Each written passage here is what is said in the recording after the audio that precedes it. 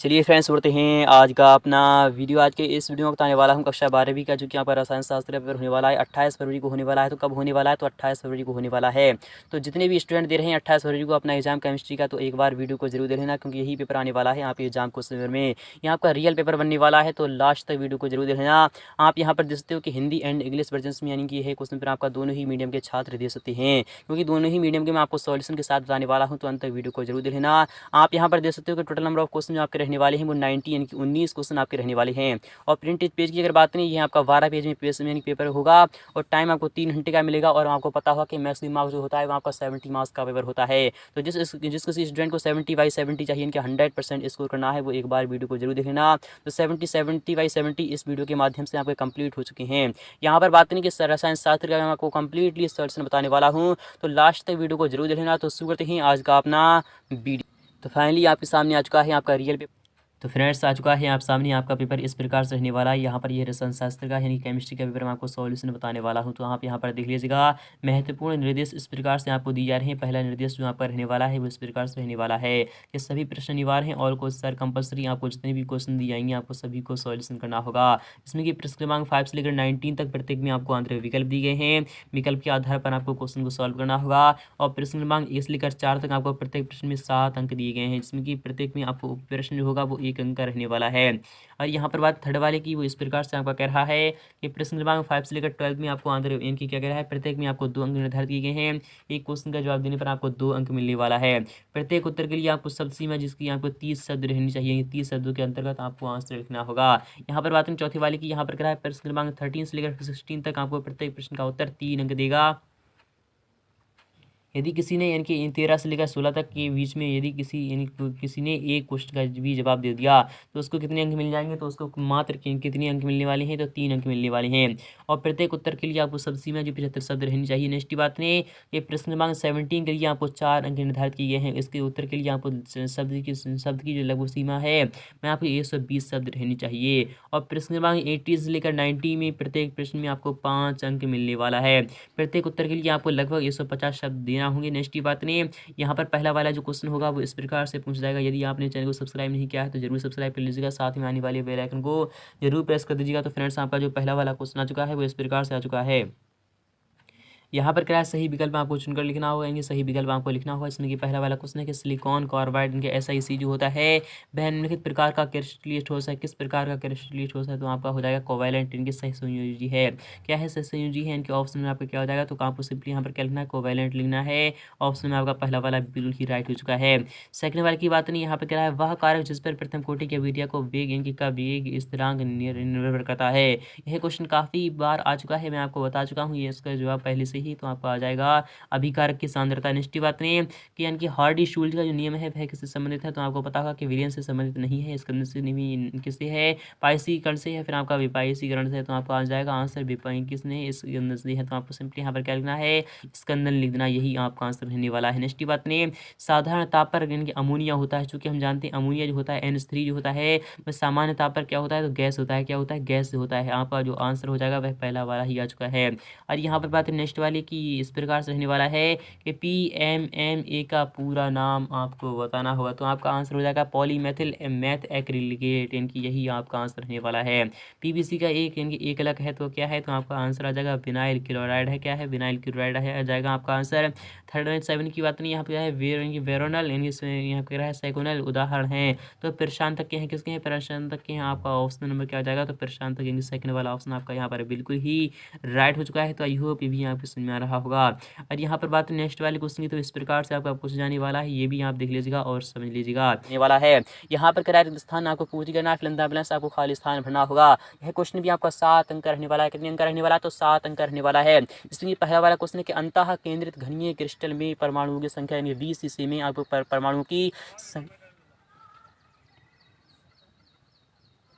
तो फाइनली आपको जो इनकी अंतः केंद्रित घनी क्रिस्टल में आपको यहाँ पर हम इंग्लिश में क्या कहते हैं, तो VCC कहते हैं, शॉर्ट में हम VCC कहते हैं। इसी से आपको पता होगा कि परमाणु की संख्या कितनी होती है। तो चूंकि हम जानते हैं वह इस प्रकार से बनता है, तो घनी एक कोष्ठिका इस प्रकार से बनती है, आपको पहले घन बना लेना है। और चूंकि हम जानते हैं इसके कोनों पर तो एक एक पाया ही जाता है, क्या पाया जाता है, एक एक पाया ही जाता है। इसके कोनों पर तो एक एक ही पाया जाता है, अर्थात उसका 1/8 और 1/8वां भाग और प्लस 1 इसके सेंटर में पाया जाता है। कहाँ पाया जाता है, इसके एक सेंटर में पाया जाता है। तो 1 + 1 कितना हो जाएगा, तो फाइनली यहाँ पर 2 हो चुका है। कितना हो चुका है, तो 2 हो चुका है। तो VCC में क्रिस्टल में परमाणु की जो संख्या होती है वह कितनी होती है, तो 2 होती है। यही आपका आंसर रहने वाला है। यहाँ पर बात करें कि झाग उत्प्लावन विधि क्या है, तो आपको झाग उत्प्लावन विधि का नाम आपको बताना होगा। तो फिलहाल कि मैं आपको बता रहा हूँ, जो बता रहा हूँ आप वही लिखिएगा।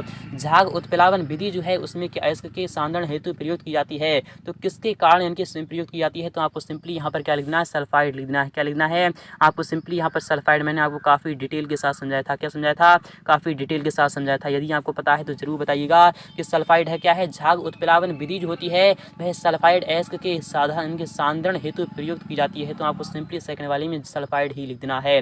थर्ड वाले की बात करें कि SO2 द्वारा विरंजन रिडक्स क्रिया द्वारा होती है। तो SO2 द्वारा विरंजन वह किस क्रिया के द्वारा होती है, तो आपको सिंपली यहाँ पर क्या लगा देना है, अपचयन लगा देना है। क्या लगा देना है, इनकी क्या लगा देना है, आपको सिंपली यहाँ पर रिडक्शन लगा देना है, इनकी अपचयन लगा देना है। क्या लगाना है, अपचयन। यही आपका आंसर रहने वाला है। यहाँ पर बात करें कि फॉर्मेल्डिहाइड पर अमोनिया की क्रिया से बनने वाले यौगिक को आपको नाम लिखना होगा। तो यह आपका काफ़ी डिटेल के साथ मैं आपको समझाने वाला हूँ। तो देख लीजिएगा आपका आंसर आपकी स्क्रीन पर। तो फाइनली आपके सामने आ चुका है, यानी कि थर्ड वाले जो क्वेश्चन का जो आपका आंसर था, यानी कि यहाँ पर अपचयन था। और यहाँ पर बात करें कि फॉर्मेल्डिहाइड पर अमोनिया की क्रिया से बनने वाले यौगिक का जो नाम था यूरोट्रोपिन था। क्या था, यूरोट्रोपिन। इसका अगर यहाँ पर या इसके अगर फॉर्मूला की बात करें, इसका जो फॉर्मूला होता है वह क्या होता है, CH2 और N4, यही उसका फॉर्मूला होता है यूरोट्रोपिन का। आप इसे भी ध्यान में रखिएगा। यदि आप ये लिखेंगे तो भी आपका पूरा आंसर माना जाएगा। यहाँ पर बात करें एमाइड से अमीन बनाने की क्रिया क्या कहती है, तो वह हाफ मैन होती है। क्या होती है, हाफ मैन। इसी अभिक्रिया को काफ़ी बार यह एग्जाम में आ चुका है कि हाफ मैन की अभिक्रिया किसे कहते हैं। तो एमाइड से अमीन बनाने की अभिक्रिया को हम क्या कहते हैं, हाफ मैन कहते हैं। यहाँ पर बातें क्वेश्चन इसके कि ग्लूकोज के पूर्ण ऑक्सीकरण से हम क्या के अणु द्वारा प्राप्त होते हैं, क्या प्राप्त होते हैं, तो ग्लूकोज के पूर्ण ऑक्सीकरण से 38 ATP अणु प्राप्त होते हैं। यही आपका आंसर रहने वाला है। साथ ही की बात करें डैश प्रति अम्ल का उदाहरण है, तो प्रति अम्ल का जो उदाहरण है वह क्या है, सिमेटिडीन व रेनिटिडीन। यही आपका आंसर रहने वाला है। जी हाँ फ्रेंड्स, यही आपका आंसर रहने वाला है। तो 7 चौके 18 यानी 7 कितनी होती हैं, 7 दूना 14, यानी कि यहाँ पे 14 अंक बिल्कुल ही क्लियर हो चुके हैं। यहाँ पर बात करें नेक्स्ट वाले क्वेश्चन की, तो थर्ड वाला भी क्वेश्चन इस प्रकार से आपका पूछ जाने वाला है। तो फ्रेंड्स थर्ड वाले क्वेश्चन की अगर जाने मैं आपको ले चलूँ तो थर्ड वाला क्वेश्चन इस प्रकार से आपका पूछा जाएगा। तो देख लेते हैं थर्ड वाला भी क्वेश्चन यहाँ पर कर रहा है, सही जोड़ी बनाइए, मैच द कॉलम यानी मैच द फॉलोइंग, आपको मिलान करना होगा। यह क्वेश्चन भी आपका 7 अंक का रहने वाला है, क्योंकि 1 से लेकर 4 तक ये ऐसे क्वेश्चन रहने वाले हैं जो कि यहाँ पे 7 मार्क्स के रहने वाले हैं। यहाँ पर कह रहा है सही जोड़ी बनाइए, मैच द कॉलम, आपको मिलान करना होगा। इसमें कि पहला वाला स्तंभ जो कह रहा है CaF2 होता है। CaF2 क्या होता है, आपको ये पता होना चाहिए। फिलहाल कि मैं आपको बता चलूँ, CaF2 जो होता है वह आयनिक यौगिक होता है। क्या होता है, आयनिक यौगिक होता है, ना कि संयोजी यौगिक। तो आपको पता होना चाहिए आयनिक यौगिक जो होता है वह CaF2 आयनिक यौगिक ही होता है। और स्वर्ण संख्या क्या होती है उसे हम जानते हैं, स्कंदन शक्ति कहते हैं। स्कंदन शक्ति को ही हम स्वर्ण संख्या कहते हैं। मैंने आपको काफ़ी डिटेल के साथ समझाया था। अगर यहाँ पर बात करें कि मैलिकाइड क्या होता है, तो मैलिकाइड का ये फॉर्मूला होता है, सामान्यतः आपको याद रखना है, CuCO3 × CuOH का होल ट्वाइस। यही आपका फॉर्मूला होने वाला है। इनके कॉपर कार्बोनेट, कॉपर हाइड्रोक्साइड, यही इसका फॉर्मूला होता है। और क्लोरीन क्या होता है, तो क्लोरीन के हम जानते हैं तीक्ष्ण हरी पीले रंग की गैस का नाम ही क्लोरीन होता है। काफ़ी बार एग्जाम में आ चुका है क्लोरीन का रंग कैसा है, यह आपका एक वाक्य में आंसर क्या आता है, क्वेश्चन आता है। तो ये भी आपको पता होना चाहिए, तीक्ष्ण हरी पीले रंग की जो गैस होती है उसे हम क्लोरीन कहते हैं। और प्रोटीन क्या होता है, प्रोटीन हम जानते हैं, सामान्यतः हमने पढ़ा है, ये आपको बायो में भी आपको पढ़ने को मिला होगा कि इनके क्या होता है, अल्फा अमीनो अम्ल के बहुलक को ही हम प्रोटीन कहते हैं। और प्राकृतिक बहुलक क्या होता है, तो आपको पता होना चाहिए, प्राकृतिक यानी प्रकृति से जो हमें बहुलक प्राप्त होता है, यानी पॉलीमर हमें प्राप्त होता है, उसे हम सेल्यूलोज कहते हैं। क्या कहते हैं, सेल्यूलोज कहते हैं। यहाँ पर आते हैं कि एस्पिरिन क्या है, तो एस्पिरिन जो आपका आंसर हो जाएगा वह क्या हो जाएगा, तो आपका सिंपली यहाँ पर इनकी लास्ट वाला ऑप्शन है, यहाँ पर लास्ट वाला जो ऑप्शन कह रहा है, यहाँ पर ये वाला ऑप्शन आपका सही हो जाएगा, इनकी एसिटिल सैलिसिलिक अम्ल, यही आपका आंसर रहने वाला है। तो आई होप ये भी आपको समझ में आ रहा होगा। ये भी 7 आपके अंक बिल्कुल ही क्लियर हो चुके हैं। क्वेश्चन 4 की बात करें वो इस प्रकार से रखा जाएगा। तो क्वेश्चन 4 इसे आप यहाँ देख लीजिएगा, और सभी क्वेश्चंस का भी मैं आपको आंसर दिखा रहा हूँ। तो आप यहाँ पर इस क्वेश्चन को देख लीजिएगा अच्छे प्रकार से और समझ लीजिएगा। इसके आंसर की तरफ मैं आपको ले चल रहा हूँ। तो देख लेते हैं इसके आंसर्स भी। तो ऑप्शन नंबर आपके यहाँ की थर्ड वाला, यहाँ पे थर्ड वाला भी क्वेश्चन आपका हो चुका है। चौथे वाले क्वेश्चन की बात करें, ये आपका इस प्रकार से पूछा जाएगा, एक शब्द या फिर एक वाक्य में आपको आंसर लिखना होगा। क्या करना है आपको, यानी कि आंसर इन वन वर्ड, और यहाँ पर कॉमा है, वन सेंटेंस। एक क्वेश्चन में आपको क्या करना है, एक वाक्य या फिर एक शब्द में आपको आंसर लिखना होगा। इसमें कि पहला वाला क्वेश्चन इस प्रकार से पूछा जाएगा कि ध्रुवीय आणविक ठोस का एक एग्जाम्पल है। तो हम जानते हैं ध्रुवीय आणविक ठोस का जो एग्जाम्पल है वह HCl यानी कि हाइड्रोक्लोरिक एसिड हो जाएगा, और साथ ही साथ सल्फर डाइऑक्साइड हो जाएगा। ये दो लिख दीजिएगा, यही आपका आंसर रहने वाला है। जी हाँ फ्रेंड्स, यही आपका आंसर रहने वाला है। या फिर आपको कोई और पता हो तो वो भी आप लिख सकते हैं, ये नहीं कि यही आप लिखना है। आपको कोई एग्जाम्पल देना है, मैंने आपको 2 दे दिए हैं तो वही आप लिख दीजिएगा, काफ़ी बेटर रहेगा। ये क्वेश्चन आपका 7 अंक का रहने वाला। यहाँ पर क्या रहा है कि क्वांटम दक्षता का सूत्र क्या होता है। चूँकि हम जानते हैं क्वांटम दक्षता जो होती है कि क्या होती है, तो यानी कि जो क्वांटम एफिशिएंसी होती है उसका जो फॉर्मूला होता है वह क्या होता है, फाई इज इक्वल टू होता है दिए गए समय में अभिक्रिया यानी अभिक्रिया करने वाले अणुओं की संख्या। ये भी मैंने को काफ़ी आपको डिटेल के साथ पढ़ाया है। और यानी आपका है कि अपॉन में है उसी समय में अवशोषित होने वाले क्वांटमों की संख्या, यही आपका आंसर रहने वाला है। जी हाँ फ्रेंड्स, काफ़ी डिटेल के साथ आपको समझाया गया है। यदि आपको समझना है तो वीडियो के डिस्क्रिप्शन में जाइए, मैंने आपको वहाँ से लिंक दे दिया है, तो वो भी आप दे सकते हैं। यहाँ पर थर्ड वाल की बात करें, फोटोग्राफी में टैनिंग यानी टैनिंग क्या है, टोनिंग के लिए किस यौगिक का उपयोग किया जाता है। तो आपको सिंपली ऑरिक क्लोराइड लगा देना है। क्या लगा देना है, ऑरिक क्लोराइड लगा देना है। यहाँ पर बात करें नेक्स्ट वाले क्वेश्चन की, तो पी ब्लॉक का बहुत ही महत्वपूर्ण चैप्टर है, इससे आपके एग्जाम में क्वेश्चन आता ही आता है। पी ब्लॉक के तत्वों का सामान्य सूत्र क्या होता है, तो NH2 NP126 होता है। क्या होता है, ये पी ब्लॉक के तत्वों का जो सामान्य सूत्र होता है वह क्या होता है, NH2 होता है, और NP 1 से लेकर 6 तक होता है। क्या होता है, 1 से लेकर 6 तक होता है। नेक्स्ट बात करें कि K4FeCN6 का IUPAC नाम आपको लिखना होगा, तो पोटेशियम हेक्सा साइनोफेरेट होता है। इसका ही मैं आपको शॉर्ट ट्रिक के साथ बताया था, आई होप वो भी आपको समझ में आ रहा होगा। यहाँ पर क्वेश्चन की बात करें, कार्बोलिक अम्ल का संरचना सूत्र क्या होता है, तो कार्बोलिक अम्ल का जो संरचना सूत्र होता है वही ये होता है।